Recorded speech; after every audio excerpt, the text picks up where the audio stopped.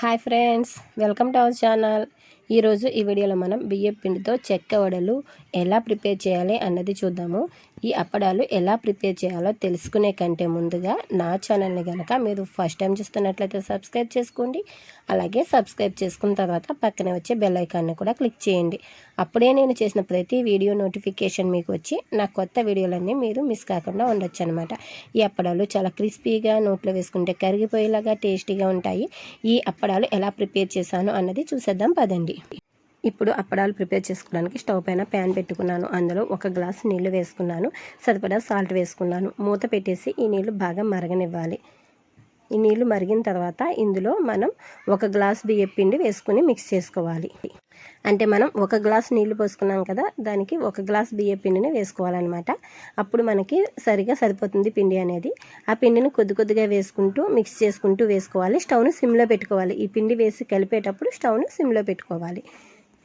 ఇప్పుడు మనం వేసిన వరిపిండి అంతా మనం మరిగించుకున్న నీళ్ళలో మిక్స్ అయ్యేలాగా బాగా మిక్స్ చేసుకోవాలి. అంటే ఎక్కడా కూడా పొడిపిండి అనేది లేకుండా బాగా ఆ నీళ్ళల్లోనే మిక్స్ అయిపోవాలన్నమాట. పిండి అంతా అలా కలుపుకోవాలి. ఆ తర్వాత ఇందులో సన్నగా కట్ చేసుకున్న పచ్చిమిరపకాయలు వేసుకుంటున్నానండి. చాలా మనకి వీలైనంత సన్నగా కట్ చేసుకోవాలండి పచ్చిమిర్చి ముక్కలు. అప్పుడు మనకి అప్పడాలు చేసేటప్పుడు ముక్కలు పెద్దగా ఉన్నాయి అంటే అవి చిరిగిపోతాయి అప్పడాలు, కాబట్టి బాగా చిన్నగా చేసుకోవాలి. ఇందులో ఇప్పుడు నేను 2 స్పూన్ల వెన్న వేసుకుంటున్నానండి. వెన్న వేసుకోవటం వల్ల ఈ అప్పడాలు అనేవి చక్కగా క్రిస్పీగా నోట్లో వేసుకుంటే కరిగిపోయేలాగా వెన్నలాగా కరిగిపోతాయి అన్నమాట. ఈ అప్పడాలు కూడాను అంతా టేస్టీగా ఉంటాయి. ఈ వెన్న వేయటం వల్ల అప్పడాలకి మంచి టేస్ట్ వస్తుందన్నమాట. ఇందులో మనం వెన్న వేయటం వల్ల అప్పడాలకి మంచి టేస్ట్తో పాటు గుల్లదనం వచ్చి నోట్లో వేసుకుంటే కరిగిపోయేలాగా ఉంటాయి. ఇవన్నీ బాగా మిక్స్ చేసుకున్న తర్వాత మూత పెట్టేసి స్టవ్ ఆఫ్ చేసేసి ఒక 10 నిమిషాలు అలా వదిలేయాలి. ఆ తర్వాత ఈ పిండిని ఒక గిన్నెలోకి తీసుకుని చల్లార్చుకోవాలి. ఈ పిండిని బాగా చల్లారిపోనివ్వకూడదు. మన చెయ్యి పట్టే వేడి ఉండేలాగా చల్లారనివ్వాలి. అంతేగాని పూర్తిగా చల్లగా చల్లారిపోతే మనకి అప్పడాలు అనేవి రావు. కాబట్టి చూసుకుని మనకి చెయ్యి పట్టే వేడి ఉన్నప్పుడే ఇప్పుడు ఇందులో శనగపప్పు వేసేసుకుని మిక్స్ చేసుకోవాలన్నమాట. ఈ శనగపప్పుని 4 అవర్స్ ముందుగా నేను నానబెట్టి ఉంచుకున్నాను. 4 అవర్స్ ముందుగా నానబెట్టిన శనగపప్పుని వేసుకుని పిండి మిక్స్ చేసుకోవాలి. నానబెట్టుకున్న శనగపప్పు వేసిన తర్వాత పిండిని బాగా మిక్స్ చేసుకోవాలి. చేత్తో గట్టిగా ఒత్తుకుంటూ శనగపప్పు అంతా కూడా పిండిలో కలిసేలాగా మిక్స్ చేసుకోవాలి. మనకి చెయ్యి పట్టే వేడి ఉంది కాబట్టి పిండి చూసుకోవాలండి. మనకి చెయ్యి కాలకుండా ఉండేలాగా, చెయ్యి పట్టే వేడి ఉండేలాగా చూసుకుని బాగా గట్టిగా ప్రెస్ చేస్తూ ఒత్తుకుంటే మనకి పిండి అనేది జిగురు వచ్చి అప్పడాలు టేస్టీగా ఉంటాయి. ఇప్పుడు చూసారుగా ఈ విధంగా మిక్స్ చేసుకోవాలన్నమాట. పిండి చూసారా ఎంత స్మూత్గా ఉందో. పిండి మనకి ఈ కన్సిస్టెన్సీ ఉండాలి. ఇప్పుడు ఈ పిండిని మనకి కావలసిన సైజులో ఉండల్లాగా చేసుకుందాం. మన అప్పడాలు చేసుకోవడానికి మనకి ఎంత సైజు కావాలో అంత సైజు ఉండలనేవి ప్రిపేర్ చేసుకుందాము. ఈ పిండి అంతా కూడా అప్పడాలాగా ప్రిపేర్ చేసేసుకోవాలి.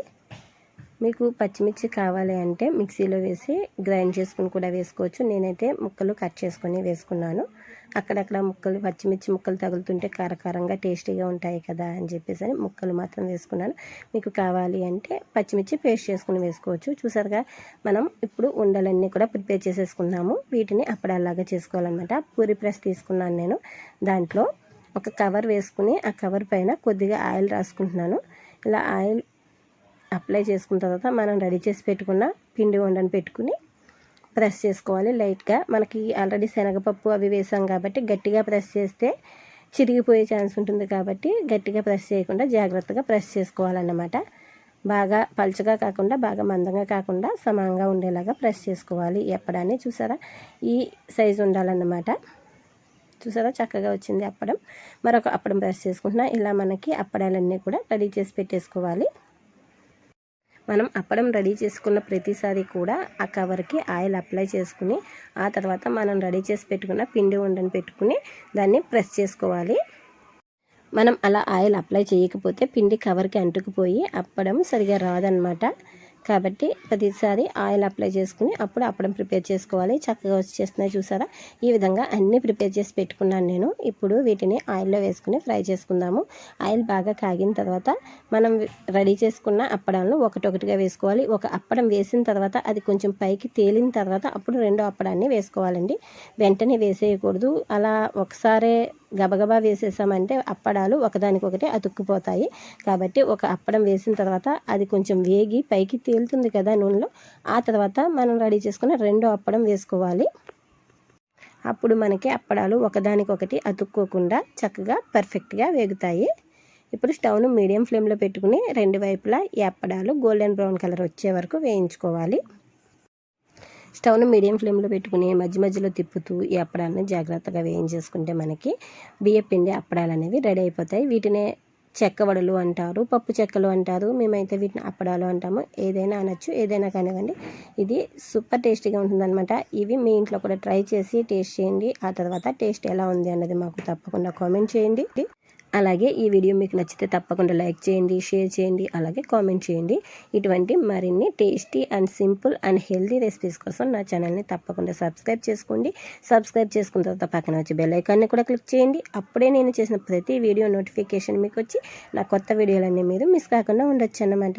మరైతే ఈ బియ్యపిండి అప్పడాలు మీ ఇంట్లో కూడా ట్రై చేసేసి టేస్ట్ చేసి మాకు కామెంట్ చేయండి. Thank you friends for watching my video. Share with your friends and family. Don't forget to subscribe my channel. Thank you very much friends.